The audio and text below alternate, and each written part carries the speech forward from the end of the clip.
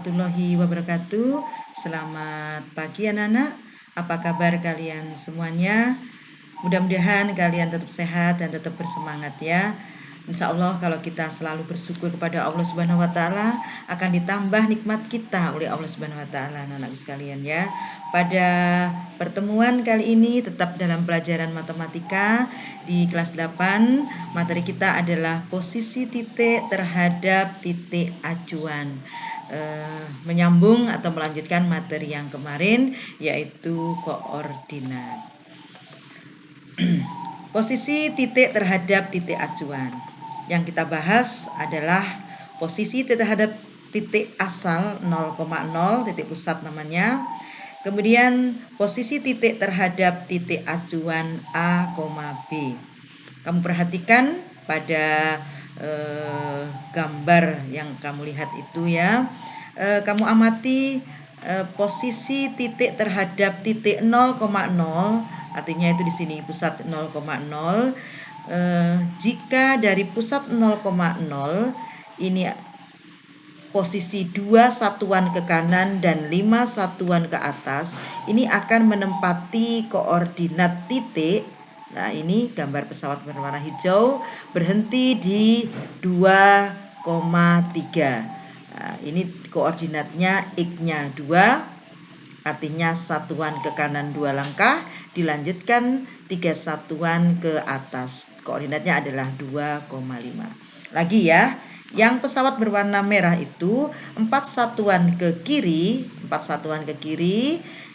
dilanjutkan dengan 3 satuan ke kanan. Maka gambar pesawat ini akan menempati koordinat negatif 4,3. Berikutnya ya, ada pesawat lagi 5 satuan ke kiri dilanjutkan 7 satuan ke bawah. Maka koordinatnya akan menempati ini. Oke, garis bersama negatif 5, negatif 7. Berikutnya yang terakhir contohnya adalah 7 satuan ke kanan dilanjutkan dengan 5 satuan ke bawah.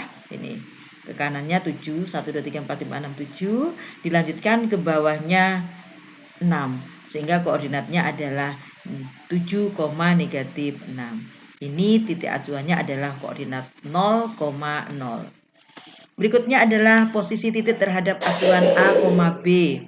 Kamu amati pada posisi titik C-nya ini sebagai acuannya dengan koordinat 1,2. 1,2 letaknya di sini ya, yang berwarna merah. Kita cari sekarang posisi titik A 3 satuan ke kanan dilanjutkan 3 satuan ke atas. Dari C 3 satuan ke kanan 1, 2, 3. Dilanjutkan 3 satuan ke atas 1, 2, 3. Sehingga koordinatnya adalah 4,5. Berikutnya tetap pada acuan titik C 1,2 di sini. 2 satuan ke kiri, 2 satuan ke atas. Jadi 2 satuan ke kiri dulu 1, 2, dilanjutkan dengan ke atas 1, 2, sehingga koordinat titik B adalah negatif 1,4. Berikutnya kita cari titik C. 1 satuan ke kanan, ini dari titik C, 1 satuan ke kanan, dilanjutkan 2 satuan ke atas. Maka koordinat titik C-nya adalah 2. Oke, berapa? 2,4. Berikutnya titik D. Nah, titik D ini dari acuan 1,2 tadi, 4 satuan ke kanan, 1, 2, 3, 4, dilanjutkan 3 satuan ke bawah. Sehingga koordinat titik D-nya adalah 5, negatif 1. Baik, ini ada contoh soal. Silahkan kamu kerjakan di rumah. Dikerjakan pada lembar kertas ya, tapi tidak usah dikirim kepada Bu Lulu untuk dipelajari sendiri. Materi berikutnya kita adalah posisi garis terhadap garis sumbu. Nah, yang kita bahas bagaimana sih posisi garis jajar, posisi garis tegak lurus, dan posisi garis berpotongan. Kamu amati pada posisi garis yang sejajar, pada koordinat kartesius, posisi garis sejajar pada sumbu, dua garis yang sejajar tidak saling berpotongan. Kalau sejajar berarti tidak saling berpotongan. Ya, garis K, ini garis K. Kemudian kamu ambil lagi, dan garis L, mana garis L? Nah ini yang berwarna oranye ini, garis K dan garis L. Ini adalah sejajar dengan sumbu X. Ini sumbu X-nya. K dan L sejajar sumbu X. Oke. Garis M dan garis N, nah, M sama N berwarna biru ini, bagaimana kedudukannya? Dia sejajar dengan sumbu Y. Ini sumbu Y-nya. Oke. Ya. Posisi garis tegak lurus sekarang. Dua garis yang saling tegak lurus membentuk sudut 90 derajat. Pada gambar 2.8, ini gambar 2.8, garis L tegak lurus dengan sumbu Y. Dan garis M, garis N juga, ini tegak lurus dengan sumbu X. Karena sejajar tegak lurus, ini kamu amati garisnya akan membentuk sudut siku-siku atau 90 derajat. Berikutnya posisi garis tegak lurus ya.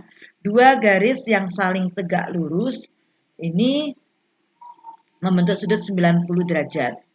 Pada gambar 2.8 tadi garis L tegak lurus dengan sumbu Y, garis M dan garis N tegak lurus dengan sumbu E.